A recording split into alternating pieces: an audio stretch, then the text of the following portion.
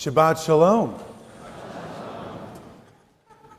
So, as I think maybe anyone who's emailed with me or seen the timestamps on my emails will know, I like to stay up late at night. I don't always like to do email late at night, but I like staying up late at night. I have my whole life. My father, my grandfather, my grandmother, we're a late night family. And being up late is just something that's important to us. And I'm looking at the medical professionals, and I know it's really bad for me. I know it's not great, but I can't shake it. It's just I want to do it.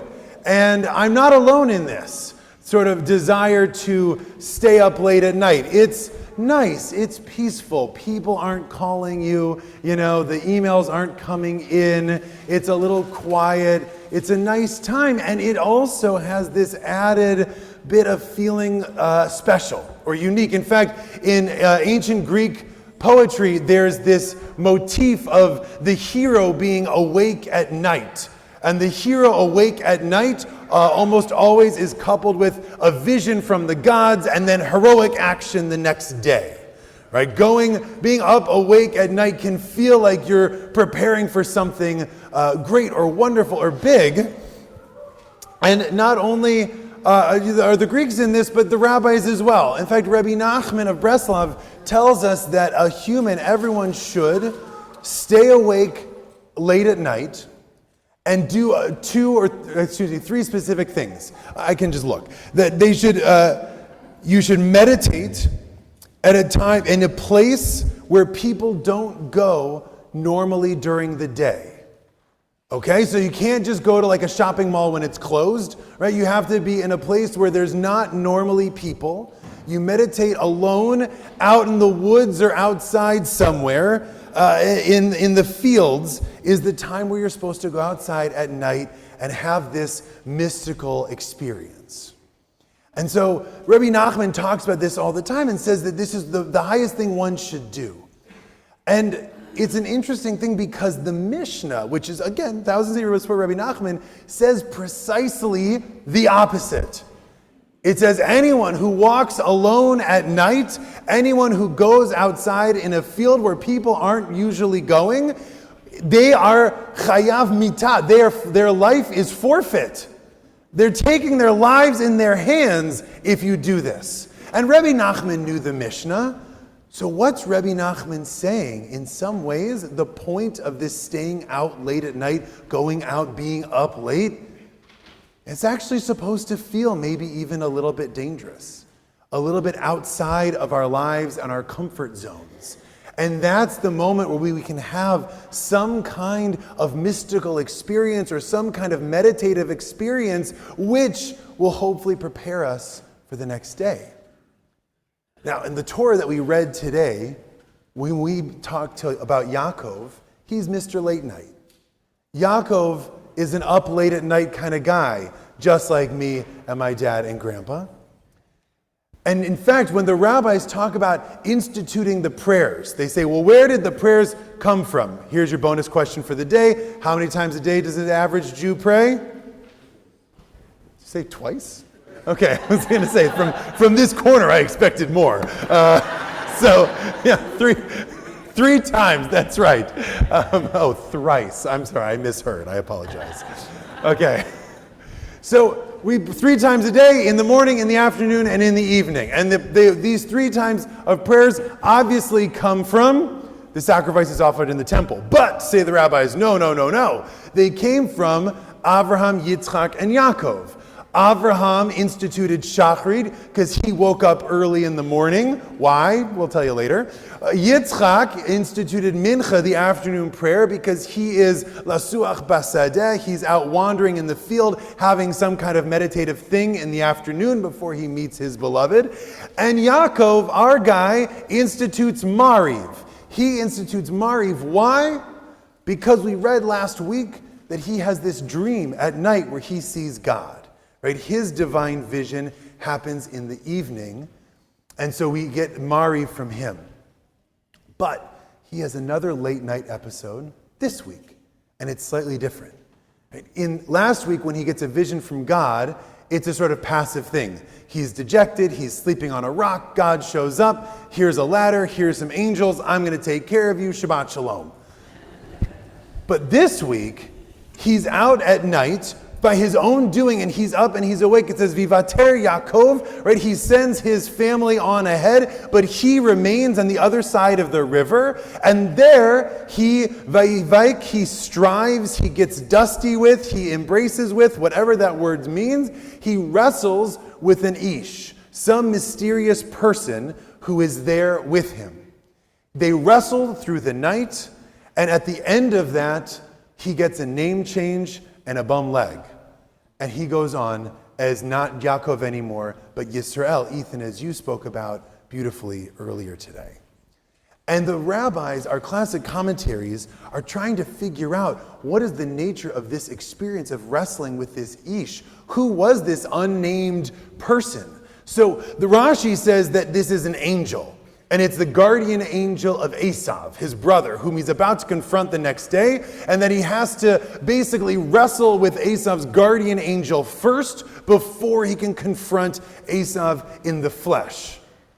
Sort of a spiritual preparing for the thing that's going to happen ahead. A later commentary, Sforno, actually pulls it out even further and says, no, Esav represents the non-Jewish world. And so this wrestling between Jacob, who is Israel, and the Esav's guardian angel, who is that, this is a macrocosm, a something-cosm of Jewish history, right? That we will be wrestling with the non-Jews around us throughout eternity. And that's what's happening in this moment. But then two commentaries come and make it a little bit more personal to Jacob. So Rashbam says that this angel was sent by God to test Jacob's purity and worthiness. He's wrestling with him, saying basically, do you have God's protection or not? And by the end of the night, realizes, okay, you do. So I'm going to give you a new name, and I'm going to send you on your way. And Radak says that the angel is there to help prepare Jacob to meet Esav. If he can prevail over an angel, surely he can handle his brother. And that's the test that happens in this evening moment. And there's something fascinating about the way we can read these different commentaries. Is this moment at night meant to be something deeply personal for Jacob and preparing him for what he has to do? Is it meant to represent all of us in this moment as a people? Is it something that he is proving what he's worth, or is it something where he is hoping and preparing for what's to come? Because this sort of nighttime meditation that Rabbi Nachman asks of us is an important thing, not only for what it can mean for us to think about the world from a large place, the world perhaps from a dangerous place, the world without distractions of the workaday world, but it also is something that hopefully will set us up for the future as we go.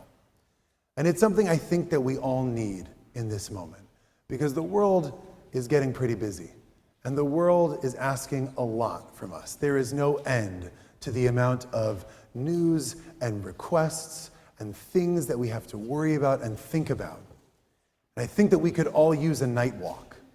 I think we could all use setting the phone aside, setting the news aside, setting our lives aside, so that we can think about who we are, and we can think about who we want to be.